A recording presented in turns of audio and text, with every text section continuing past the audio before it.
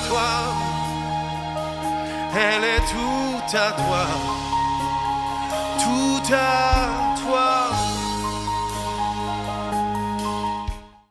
Shalom, shalom, shalom, shalom, que Dieu vous bénisse. Je suis très très content d'être devant vous cet après-midi, après ces temps de confinement dont le monde entier était confiné. Voilà pourquoi vous n'avez pas eu des nouvelles par rapport aux 5 minutes avec le Seigneur.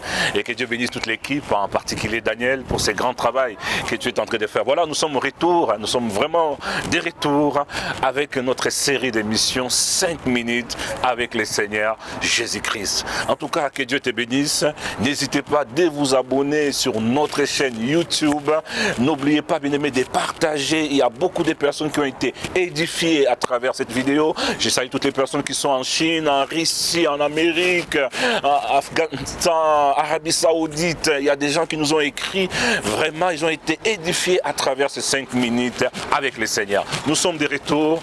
N'oubliez pas chaque mardi de vous connecter sur notre chaîne YouTube pour recevoir les notifications quand la vidéo est publiée. À tout à l'heure pour un nouveau numéro des 5 minutes avec le Seigneur. Que Dieu vous bénisse. Ciao, ciao, ciao. Shalom, shalom. Je suis très content d'être là cet après-midi pour partager avec vous notre émission des 5 minutes avec le Seigneur. Alors là, je suis en train de vous parler sur Christ face à la loi.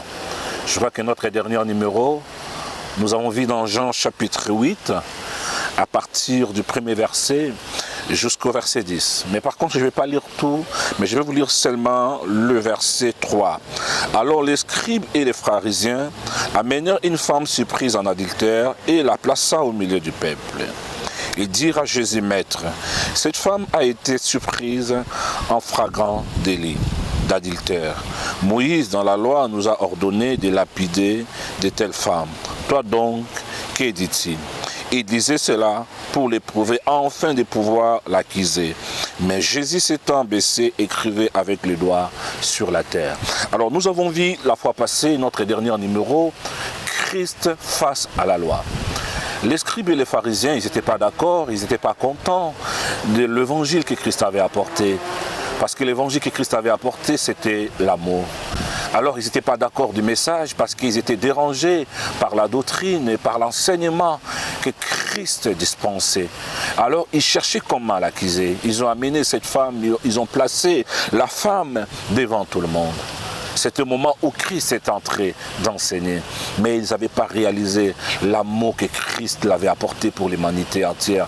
Ils n'avaient pas compris que Christ était venu même sauver, même eux les pharisiens, même les scribes. Ils étaient concernés par l'amour qu'il était venu manifester pour l'humanité entière. Et la Bible dit, ils avaient placé la femme devant. C'était pour piéger le Seigneur.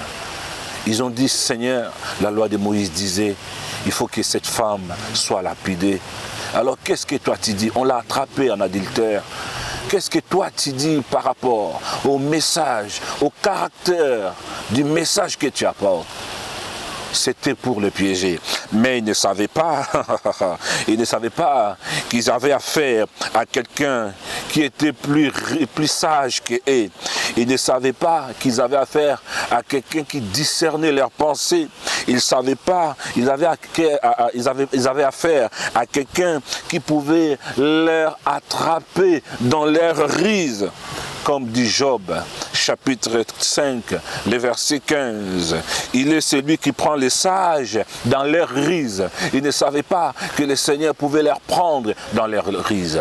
Parce qu'ils s'attendaient, si le Seigneur condamnait cette femme, il devait contredire le caractère du message d'amour qu'il apportait. Et s'il demandait aux pharisiens, aux scribes de ne pas lapider cette femme, c'est-à-dire qu'il rejetait la loi de Moïse. Qu'est-ce que le Seigneur a fait? La Bible dit, il s'est baissé, il s'est mis à écrire. C'est là où on s'est arrêté la fois passée. Donc tout le monde s'est posé la question, mais qu'est-ce que le Seigneur écrivait? Il n'a rien dit. S'étant baissé, il écrivait avec les doigts sur la terre. Mais qu'est-ce qu'il écrivait sur la terre? C'est ça les mystères que tout le monde veut comprendre. Forcément, il y a quelqu'un qui dit, ah oui, j'avais déjà écouté cette vidéo. Il nous avait dit, il va nous expliquer. Mais qu'est-ce qu'il écrivait? Il a commencé, il n'a rien répondu. Il a pris seulement son doigt, il s'est mis à écrire. Gloire soit rendue à notre Seigneur. Les doigts qui écrivaient sur la terre, ces jours-là, sur le sol, ces jours-là, c'est les mêmes doigts qui a écrit sur la montagne des Sinaï, quand Moïse se présentait devant le Seigneur. Le même scribe pharisien, ils ont apporté la loi devant celui qui avait écrit sur la montagne d'Isaïe la même loi avec son propre doigt. Parce que quand Moïse avait écrit les 10 commandements sur les 2 tables, quand Moïse a brisé ces 2 tables en se présentant devant les enfants d'Israël, la Bible dit, quand il s'est retourné devant le Seigneur sur la montagne du Sinaï, cette fois-ci, c'est le Seigneur qui avait pris son doigt pour écrire les 10 commandements. Et les mêmes doigts qui avaient écrit les 10 commandements dont les pharisiens et les scribes s'appuient, c'est le même doigt qui est en train d'écrire sur le sol. Mais qu'est-ce qu'il écrivait sur le sol? Parce que s'étant baissé, il écrivait avec son doigt sur la terre, comme un homme qui est préoccupé à autre chose. Mais qu'est-ce qu'il écrivait sur la terre? Bien aimé, tout simplement, la révélation qui est cachée derrière, c'est qu'il écrivait sur la terre. Il est en train d'écrire tout le péché de ces personnes-là qui accusaient la femme adultère. Il est en train de décrire la vie de ces personnes-là. Pourquoi? Parce que quand il s'est baissé, il a dit quoi? C'est lui qui n'a jamais péché. Dans d'autres versions, il est écrit, c'est lui qui n'a pas de péché, qui soit le premier de jeter la pierre contre elle. Qu'est-ce qu'il a fait encore? Il s'est baissé. Il a baissé la tête. Il a continué à écrire sur la terre. Donc ça veut dire qu'il a laissé la parole faire son travail dans l'air conscient. Il a laissé la parole éclairer l'air conscient. Mais qu'est-ce qu'il écrivait par terre? Il écrivait leur vie. Il décrivait leur vie sur la terre. Il décrivait ce qu'il faisait en cachette. Et voilà pourquoi chacun, quand il venait pour voir ce qu'il écrivait, il a dit, ah, ça, il est question de moi. Parce que quand il les a posé la question, qui est celui-là qui n'a pas péché, qui soit le premier à jeter la pierre? C'était un silence radio absolu. Et les gens regardaient ce qu'il écrivait. C'est-à-dire que chacun venait, il regardait et dit, ah, ça c'est moi, j'ai volé.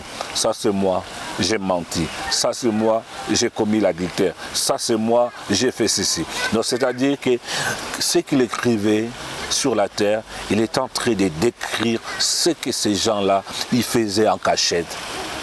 Et il n'y avait plus personne pour condamner cette femme. Et quand le Seigneur, il a levé son visage de nouveau, il a trouvé la femme était seule.